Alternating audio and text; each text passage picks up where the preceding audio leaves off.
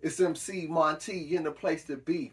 Welcome to the adventures of MC Monty. In this video, I'll be showing you how I made the Pink Ranger Slayer helmet. Let's go.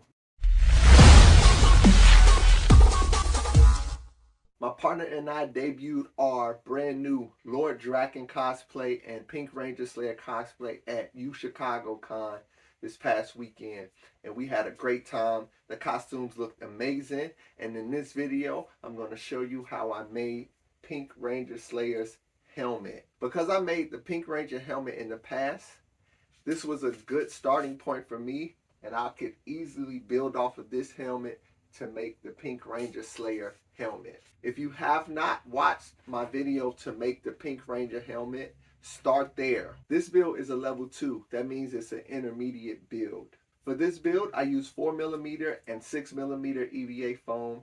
I use plastic from a face shield that you can get from the dollar store and a tinted window kit from Home Depot to make the visor. And I use the silver metallic Halloween face masks for the mouthpiece. Before we get into the build, if you haven't already, please subscribe to my channel and hit that bell so you get notified anytime I post a new video or tutorial.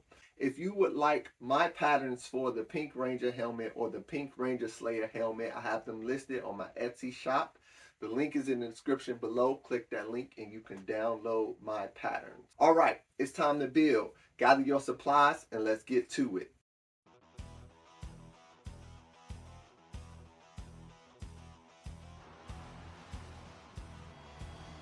After the base helmet was constructed, I cut a strip of 2mm EVA foam and glued it inside to reinforce the center seam.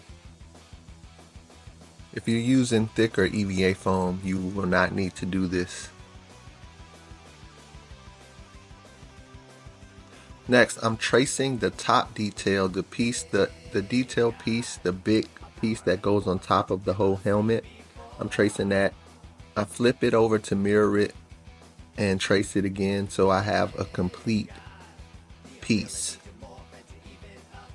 And then I cut it out.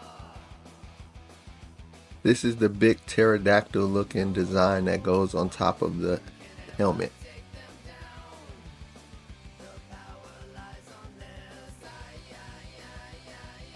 Next, I'm using that piece, that pterodactyl detail piece that I just cut out, to create the big horn that goes on top of the crown of the pterodactyl. So as you can see, I traced it and I cut it out on a bevel so that the edges are 45-degree bevel, and I'm using my heat gun to clean up the edges. And now I'm going to use my hot glue gun to put together all of the darts that's in this piece.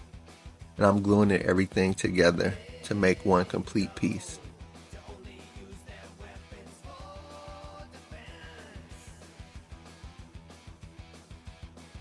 And I used small strips of EVA foam to reinforce the seams in the center.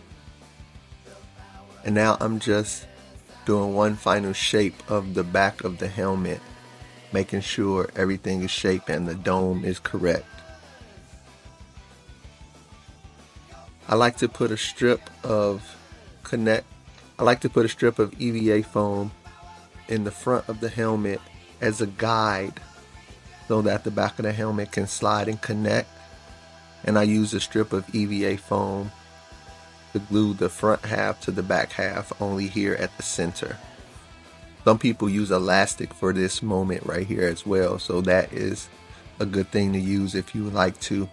But I like to use just the 2mm EVA foam. And I close the helmet by gluing on some extra strength Velcro. This is industrial strength Velcro. And once I put the Velcro in place, the helmet can open and close with the Velcro.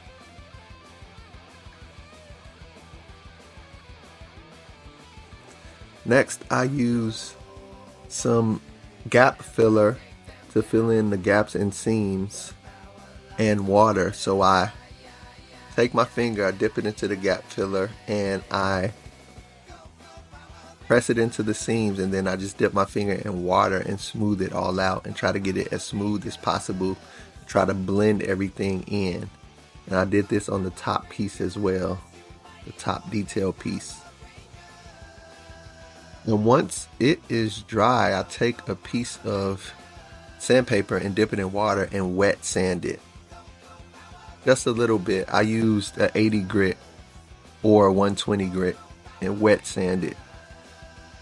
Try to get it as smooth as possible. And then next I glued the detail piece onto the top of the front of the helmet. I glued it at the front, and then I took a pencil and marked where I needed the piece to go. It only glues to the front of the helmet. It does not glue onto the back of the helmet. That way you can still open and close the helmet. So I'm just gluing it into place with my hot glue gun and making sure everything is secure. And then last but not least, that top detail piece that goes over everything that you created.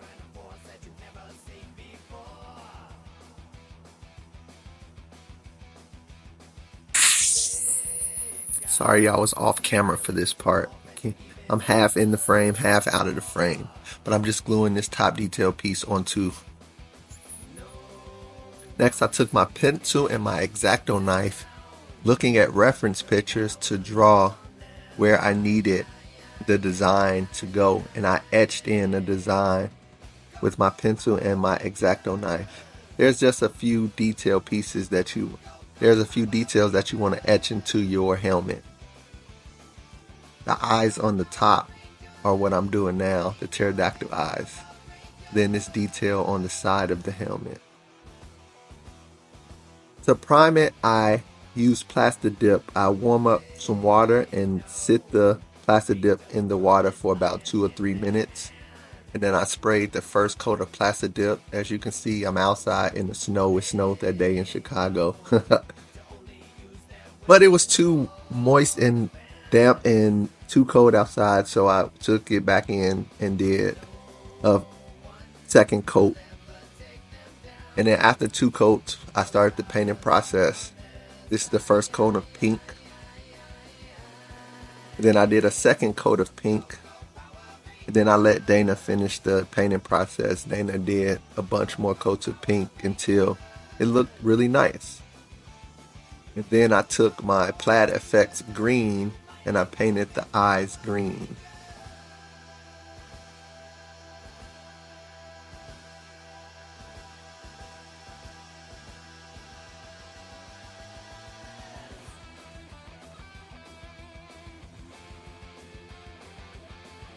Next, I used this privacy control kit to make a tinted visor for the helmet. And you just buy this kit from your local hardware store. I got this from Home Depot. And it's easy, just follow the instructions to make the visor. I used plastic from a face shield that I found at the dollar store. And then I cut it out just slightly bigger than the pattern guide. And then I used my hot glue to glue it into place. This was kind of hard to do, trying to fit the hot glue into the side of the helmet and move it around and glue it all into place. Then I was trying to show the camera a little bit what I was doing.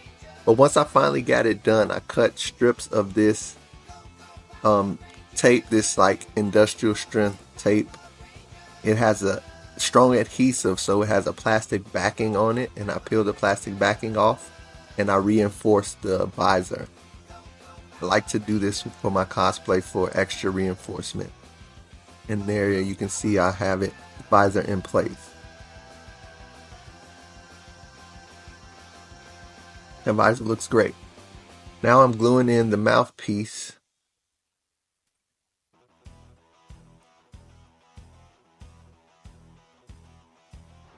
Then after this like mouthpiece detail, should I say lip detail, I'm gluing in the lip piece. After I glue that in, then I take my Halloween mask and I cut out just the mouth. Trim it a little bit until you get it to the desired shape and fit of your face, and then glue it into place.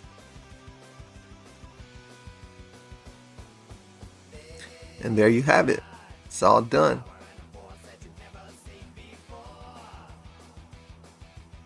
Pink Ranger Slayer helmet complete. And there you have it. Your Pink Ranger Slayer helmet is complete. If you are going to make the entire costume, now you're one step closer to completing your Pink Ranger Slayer cosplay. If you enjoyed this video, hit that like, give me that thumbs up. Make sure you like and subscribe. Make sure you hit that bell so you get notified anytime I post a new video or tutorial. Also, I would like to build my Patreon, so if you want to subscribe to my Patreon, hit that link in the description below and become a Patreon, and you get special benefits for being a member of my Patreon community, including early access to my patterns as well as shout outs at the end of all of my videos. Leave me a comment, let me know how you did, ask me any questions, ask me for tips and tricks and to get help, and remember to follow me on social media.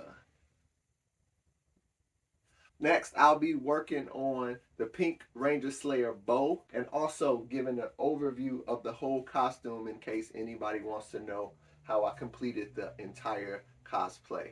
Always remember, adventure awaits. So get out into the world and explore, and I'll see you next time. If you like this Pink Ranger Slayer video, be sure to check out my other Pink Ranger videos here and here. Peace.